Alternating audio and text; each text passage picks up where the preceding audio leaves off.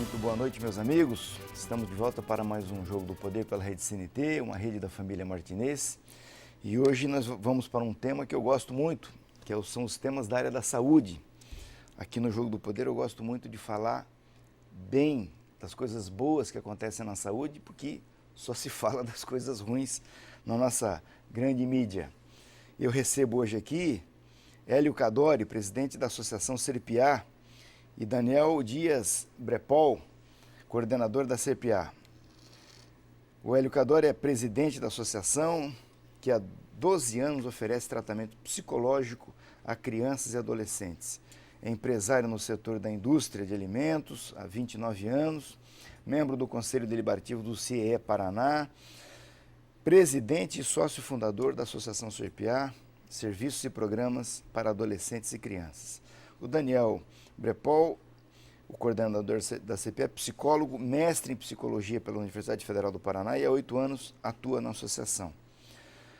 A associação localizada em Pinhais, região metropolitana de Curitiba, é uma entidade do terceiro setor que há 12 anos oferece tratamento psicológico a crianças e adolescentes com transtornos psíquicos, com o propósito de escutar as crianças e adolescentes. A CERPIA disponibiliza atendimento em saúde mental e mantém uma clínica interdisciplinar. Antes de começar esse importantíssimo bate-papo com os dois, eu vou ter que ir a Brasília com o José Marcelo para saber as notícias da semana. Olá, eu sou José Marcelo Santos, direto de Brasília, com o resumo das principais notícias da semana. Depois de muitas derrotas, uma vitória importante. O governo conseguiu que o Congresso mantivesse 26 dos 32 vetos da presidente Dilma Rousseff a projetos que aumentavam as contas públicas. A sessão conjunta do Congresso invadiu a madrugada de terça para quarta-feira. Entre os vetos mantidos está o fim do fator previdenciário, mas entre os 6 vetos que serão apreciados em sessão ainda a ser marcada está o reajuste dos servidores do Judiciário. A sessão do Congresso foi suspensa porque a oposição resolveu obstruir a votação. A nova etapa da Operação Lava Jato da Polícia Federal, iniciada na segunda-feira, apura o pagamento de propina em contratos da Eletronuclear. Nela, os policiais prenderam o executivo José Antônio Sobrinho, um dos donos da Engevix.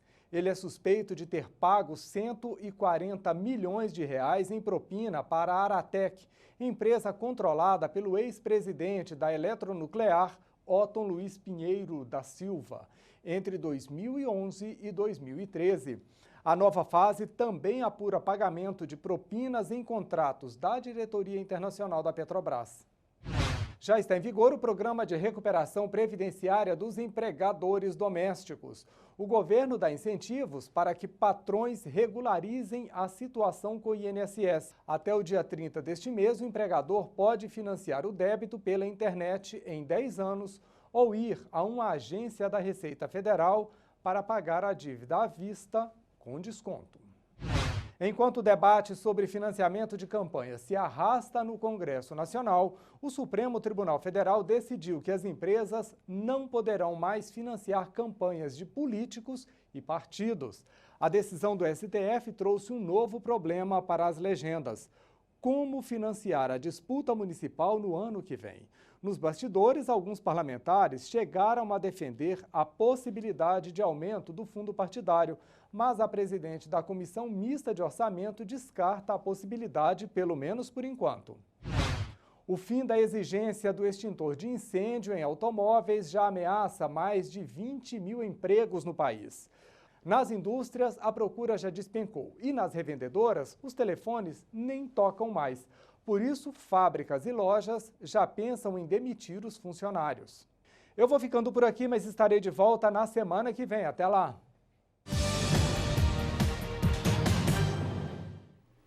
Retornamos aos estudos da Rede CNT em Curitiba, nesta noite de domingo, para o bate-papo com Hélio Cadori e Daniel Brepol, da Associação Serpiá. Muito bem. Hélio, bem rapidamente, dá um resumo aí do início da história e o que é a Serpiá, o que é o trabalho dela.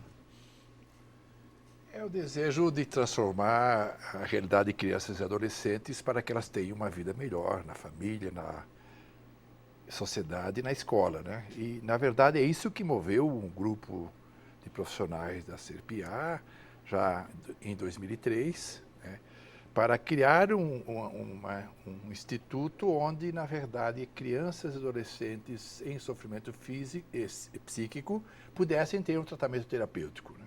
Para isso, nós contamos, então, com uma equipe interdisciplinar de terapeutas das mais diversas modalidades, de brinquedistas e de voluntários.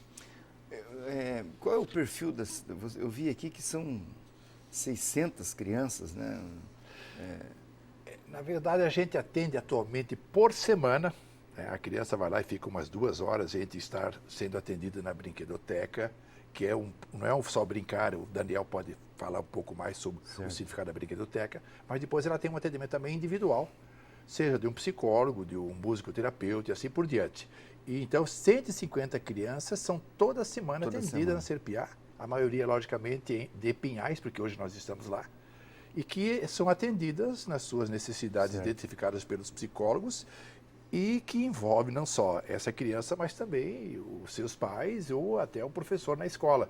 Porque se esse elo não funcionar... A associação mantém um convênio com a Prefeitura de Pinhais e de Curitiba. Sim, ela mantém convênios com a Prefeitura de Pinhais, que é o maior convênio, nós estamos desde 2010, né, e aí elogia-se a visão, né, da Prefeitura, do seu lado educacional, que faz com que, se um professor do ensino básico do município perceber que esta criança tem algum problema de desenvolvimento, de aprendizagem, então, porque já tem um convênio com a CERPIA, então eles encaminham para a CERPIA. Perfeito. Aí, portanto, ela não tem convênio com o SUS, ela trabalha com... Não, a CERPIA não tem convênio. E recebe doações de empresas privadas? De diversas. Nós temos um leque grande de doadores, pessoas físicas, principalmente via imposto de renda, um momento, né? Como também temos de pessoas jurídicas, seja via imposto de renda, seja direto. E temos também um convênio com a FAS, Fundação de Ação Social, de Curitiba, porque nós temos um ponto de atendimento também em Curitiba. Tá, ok. Ô Daniel, isso é uma coisa dramática, né? Porque esses dias eu estava lendo um artigo de um especialista, ele falando da questão da educação das crianças, né?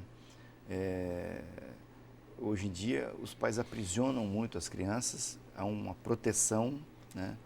E ele comentava de que nos Estados Unidos, numa escola, houve uma reclamação de um pai, de uma família, porque se usavam palavras durante o aprendizado da criança na escola que causavam constrangimento, choque. Então, eles estavam discutindo lá não usar essas palavras mais, que são palavras do dia a dia, que as pessoas normalmente usam, conversam e tal. Não é palavrão, são palavras assim que retratam problemas, né? E aí aquela coisa de poupar as crianças desses problemas, né? Ou seja, esse excesso de proteção, e também falava de muito remédio, né? De qualquer problema que surge, qualquer disfunção que acontece, já isso com famílias de posses, que tem como pagar um atendimento psicológico, psiquiátrico e tal. Como é que está isso nessas faixas de população que dependem de associações como a CERPIA? Olha, Rocha, acho que não difere muito do que se passa com as faixas mais ricas da sociedade, né? De alguma forma, a ideologia, a forma de pensar é transmitida para essas faixas, e elas também muitas vezes pensam no problema, numa solução do problema, às vezes encaminhando para soluções apressadas, como você comentou dessa reportagem da medicação. Algumas questões que a gente vê como uma dificuldade de viver em grupo, a dificuldade de respeitar e principalmente dialogar, tolerar a presença do outro, as diferenças, é algo que também se percebe, né? E isso muito na educação dos pais dessa população com a qual a gente trabalha, a educação que eles transmitem para os filhos. E isso muitas vezes vai acarretar problemas em toda a vida, né? Porque o ser humano, criança, adolescente, mas o ser humano de maneira geral é um ser social, que vai se encontrar, mesmo consigo mesmo, vai encontrar contradições, quanto mais, né, no espaço coletivo, é uma coisa que se reproduz, acontece bastante também. Eu vou ter que chamar um intervalo, eu quero voltar com você nesse ponto, no retorno, falando de quais são os problemas mais comuns que chegam até vocês lá. Mas isso depois do intervalo, brevíssimo, que nós voltamos daqui a pouquinho.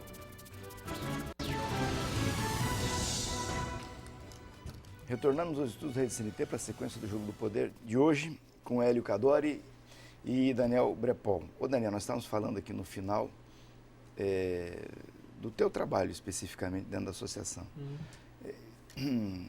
Hoje em dia, na sociedade brasileira e mundial, como os pais têm delegado à escola uma coisa que antigamente os pais faziam, que era educar os filhos. Né? O filho ia para a escola para que a escola fizesse a parte dela. Né? Hoje, a escola está convocada, compelida, obrigada a fazer coisa que não é a função dela. Né? Que é instituir caráter, princípios, né? nos filhos das famílias. E nesse contexto, a escola acaba tendo que fazer o diagnóstico entre o que é uma criança hiperativa, esse moleque é danado, é o capeta, daquele que precisa da tal da Ritalina. Ou o inverso, né? A criança que é mais calma, mais tranquila, mais sossegada, que é mais lenta até no raciocínio, vai um pouco mais atrasada em relação aos outros, daquele que tem que ter Ritalina. Como é que isso chega para você lá? De fato, os encaminhamentos, os casos que chegam para nós, vêm principalmente através de alguma coisa que se nota na escola. Tanto pela importância que a escola tem na vida de uma criança, a presença dela lá, como é o espaço, digamos assim, mais amplo de convivência social. Né? Então, a gente tem recebido hoje em dia, principalmente, casos, a gente pode separar em 3 grandes grupos, né? 2 você já referenciou. Crianças que são bastante agitadas, que têm, às vezes, dificuldade em seguir completamente as regras de uma sala de aula.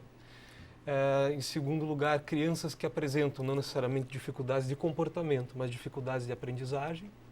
Então, a professora percebe que ela não está conseguindo render da mesma forma que os outros colegas, ou do que seria esperado, é encaminhado para que a gente faça uma avaliação e ver que tipo de tratamento seria indicado. E a terceira, essa até, não porque exista menos, mas é porque incomoda menos, que são essas crianças mais inibidas. Né? Nesses 3 casos, né, eu acho que os 2, o primeiro e o último que eu citei, diz mais respeito a uma questão de convivência social. Porque a própria hiperatividade, né, um termo que está sendo bastante usado, ela fala de uma dificuldade da criança de estar junto, compartilhando com o outro. Ela precisa estar se movimentando o tempo todo porque a presença num grupo é difícil para ela. Mesmo se passa com uma criança inibida, só que essa, digamos, se retrai. Né? Tem uma outra forma de lidar com essa dificuldade. No outro grupo de pessoas, né, de crianças que eu falei, principalmente com dificuldade de aprendizagem, tem uma coisa que é bastante característica da CRPA. Né? A gente não toma necessariamente a dificuldade de aprendizagem como um problema em si. A gente avalia com a perspectiva, muitas vezes, de que, e é como a gente normalmente verifica, que o problema da aprendizagem é um sintoma. Assim como a febre é sintoma de uma amidalite, a dificuldade de aprendizagem seria um sintoma de alguma outra questão da vida dessa criança no mundo. Né? Não digo em todos os casos, existem casos em que existem dificuldades formais mesmo, perdas de problemas no desenvolvimento cognitivo, intelectivo, que dificultam. Sim. Esses são casos que a CRPA não trata.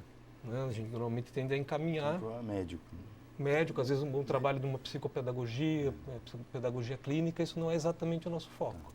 Mas assim, a gente recebe os encaminhamentos, dá muito frequentemente pelos nossos convênios da Prefeitura de Pinhais, e o que a gente, em grande parte dos casos, verifica é que esse problema de aprendizagem é um sintoma de toda uma outra situação que a criança vive. Esse público que vai até lá, a partir são escolas municipais, né? Uhum. Eu sou um fã, eleitor assíduo do Gessé Souza, que que escreveu A Ralé Brasileira, Quem é e Onde Vive, ele tem um estudo interessantíssimo nessa área. E ele denuncia que, como regra, a escola pública não faz o trabalho de saber de onde vem a criança, né?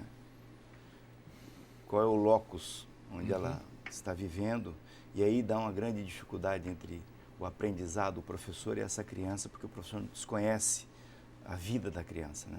Se os pais são separados, se vivem bem, se brigam, se ela se alimenta bem, ou seja, se ela tem os nutrientes necessários para desenvolver a capacidade neurológica para aprender o que vai da escola. Como é que é o relacionamento, a recepção da CERP-A em relação a esse público com o qual ela trabalha? Olha, primeiramente, o público da CERP-A é um público, como o Daniel já mencionou, de uma faixa de renda menos favorecida, né?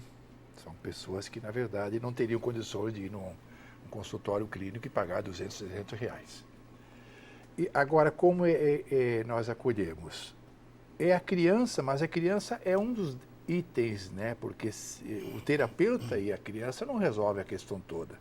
Porque, como o Daniel falou, às vezes o não aprendizado é uma consequência, não é a causa do problema. Então, muitas vezes o problema está na família e assim por diante. Então, na verdade, a equipe terapêutica interdisciplinar lida com essa questão também de acolher os pais, tanto é que nós temos um atendimento individual, coletivo de famílias, porque o que é interessante? Muitas vezes a mãe chega lá, ela está sentindo um problema terrível, mas ela começa a conversar com as outras mães, junto inclusive com uma orientação de uma psicóloga, ela percebe, uai...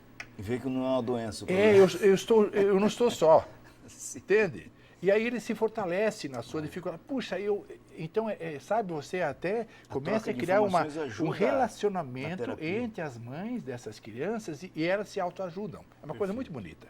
E mães e pais, eu falo mães porque quem mais comparece lá são as mães. Né? Agora, ô Daniel, vem cá, me mata uma curiosidade. Não seria o caso do Estado brasileiro, a essa altura dos acontecimentos, no começo do século XXI, de já ter cuidado de ter uma CERP-A dentro de cada escola?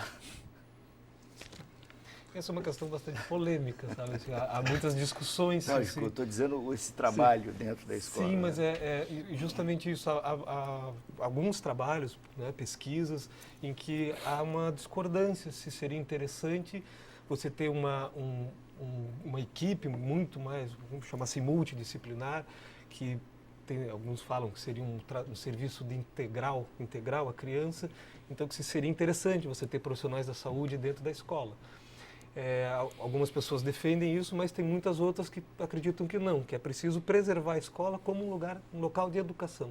E aí sim ter instituições, não só como a CERP-A, né, existem outras de outras naturezas, instituições que possam servir de apoio, né, possam apoiar essa, mas que o espaço escolar fique preservado como um lugar de educação, né, que em situações particulares possa ter o apoio de outras instituições, que não precisa ser também digamos, um apoio separado, vai até lá. Né? A CERP-A, inclusive, tem um trabalho que a gente considera muito importante, em que a gente busca constante interlocução com os educadores. Né? Não só o professor, o pedagogo, o diretor da escola. A gente busca essa interlocução para integrar o trabalho. Achar consenso nessa área não deve ser fácil. Não mesmo. Vamos a mais um brevíssimo intervalo e voltamos em seguida.